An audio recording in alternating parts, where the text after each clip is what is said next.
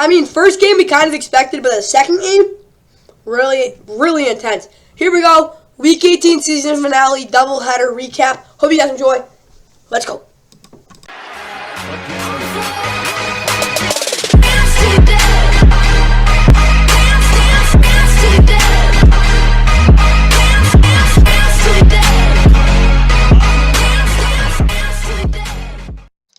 And with that, what's going on, guys? Welcome back to NFL Like It Start. Hope you guys enjoy. We've got the Week 18 season finale recap. I hope you guys, of course, there was a doubleheader. We got the recap right now. I just want to read this tweet from here from Jonathan Jones, not the cornerback for the Patriots, just Jonathan Jones.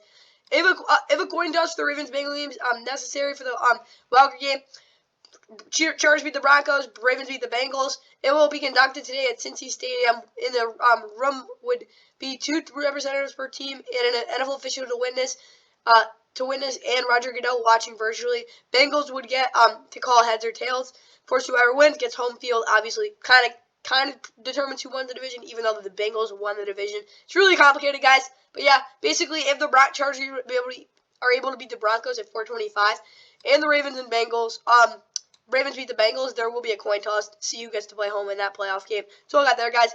Let's get to the first game. Here are the highlights from the Chiefs and Raiders game. From Las Vegas, doubleheader Saturday kicks off this final weekend.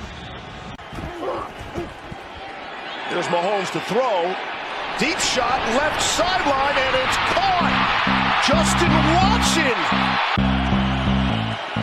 Patrick's looking left the whole time, under some pressure, scrambles out of there and shovels it forward to McKinnon. Carlson's season long is 57. This from 54, and he sneaks it through. 70 seconds to play in the quarter. Stidham loads up, deep shot, and it's intercepted. That's Kansas City in Las Vegas territory. Patrick Mahomes across the middle, able to complete. Juju Smith-Schuster at the 2. Mahomes out of the gun. Bit of a low snap. Ronald Jones. Chiefs rushing forward. Stidham out of there. Throwing on the run. Here's Tony. Takes the end around. Into the end zone. Signal is touchdown. Play on third down and in pass rush situations. Another flag. 3rd and 27. Stidham dropped. Football comes out. Hold to Tommy Townsend. See your point. Opportunity, right? Absolutely. Daniel Carlson has hit now. Is 5 or worse, and a turnover differential has won the Super Bowl since the Giants in 2007. Well, and they give it to Pacheco. Touchdown, Kansas City. Chiefs rush full, nearly get home. Renfro over the shoulder, hauls it in.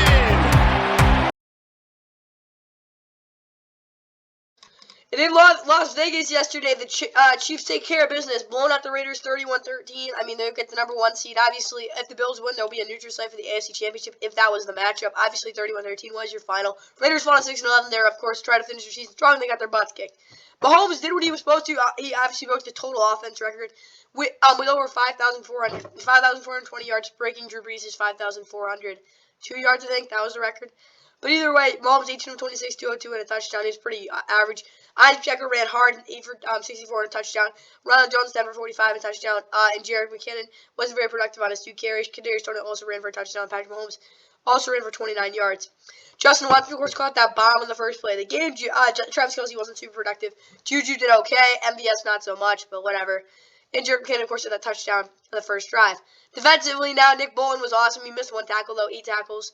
Overall, though, Trey McDuffie, 6 tackles, didn't really do much, give up much. Jesse Reed had a sack. Juwan Thornhill also had an interception. Chris Jones, 2.5 sacks. Mike Dan had 2 sacks. George Karlaftis, half a sack. They got a lot of pressure. Forced a lot of turnovers. They were locked down. For the Raiders, Jarrett Stidham, we'll take it back up 22 of 36, 219, touchdown interception. He's actually pretty decent down the field. That's all you can really say about him. Josh Jacobs, not even close to efficient at all. Jarrett Stidham, 7 for 50, of course.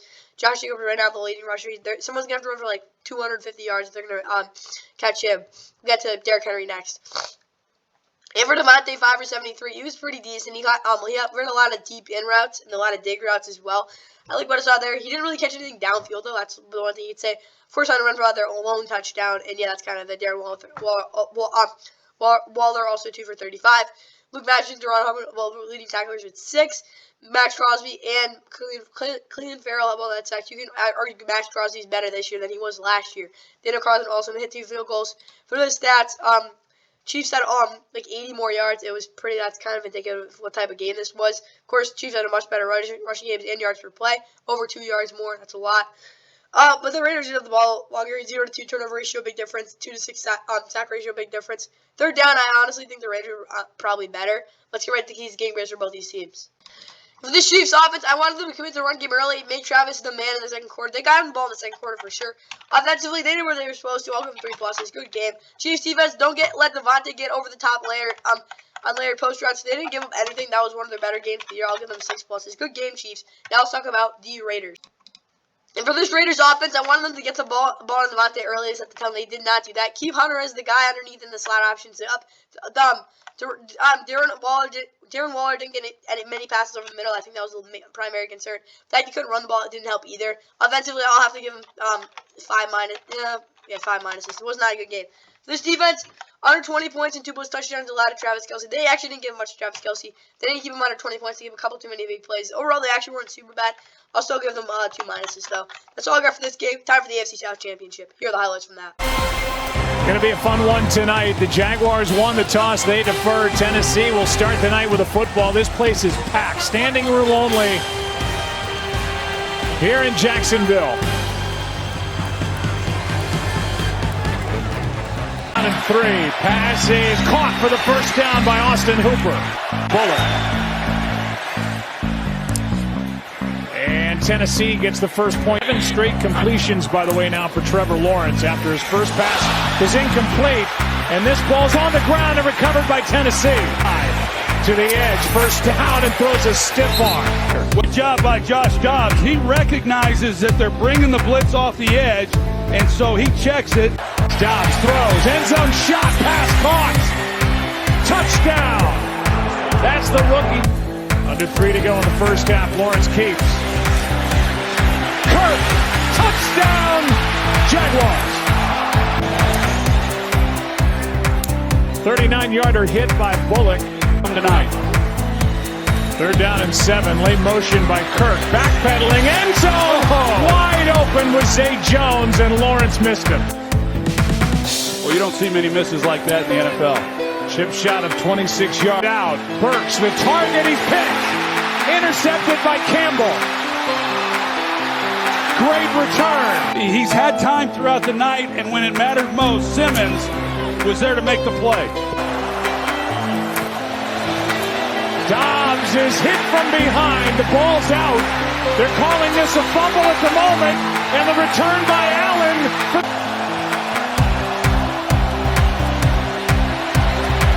Good protection underneath. Haskins again doesn't get it. Jaguars take over. And in Jacksonville, the Jaguars win the AFC South with a 2016 defensive effort. Obviously, this was a low-scoring AFC South kind of type of game. Titans, they fought 7-10. Implosion, 7 straight losses. I don't know what else to say. Jags go to 9-8, win their 5th in a row. They've won 6 out of their last 7, 7 out of their last 9. It's been a pretty good season in the second half. Obviously, Josh Jacobs, 20 of 29, 179 touchdown interception. First half, he looked pretty good. He was very decisive. Second half, he looked dog crap. Derrick Henry, I mean, they were like sending like everyone out of every single play. But he had over 100, he had 109 yards. What is it now? His third 1,500-yard season. Crazy. Juzumi Okonkwo, 3 for 42, also had a touchdown. Robert Woods, 4 for 40, and Austin Hooper, 4 for 38. They actually had a lot of productive receivers. I mean, Traylon Burks only 4 for 19. He didn't play his best game. But I honestly think they didn't have that bad of a game in terms of the passing game.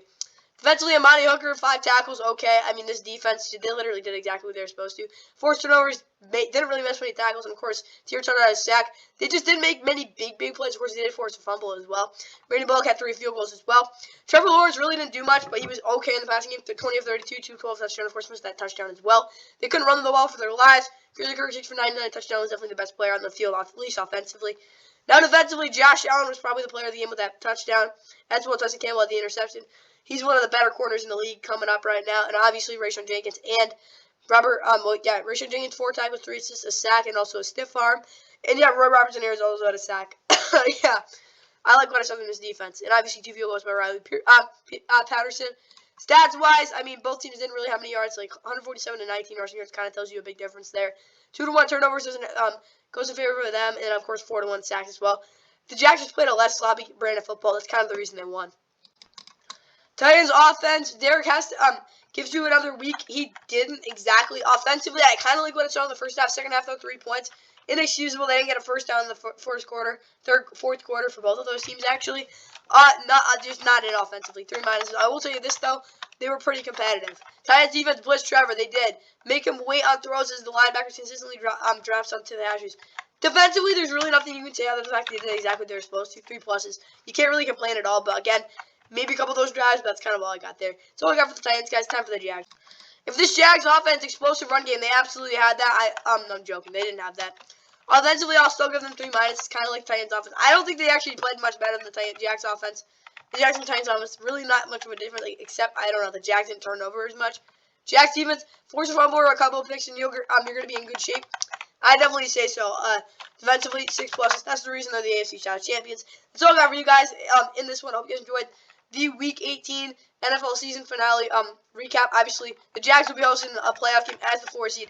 Probably next Sunday. I don't know. Maybe next Saturday. We'll see. That's all I got for you guys, though. Hope you guys enjoyed. Maybe it's even on Monday night. See you in the next one. We felt the whole NFL as a community came together this week, and he talked about this. Both teams coming together in prayer before this game starts.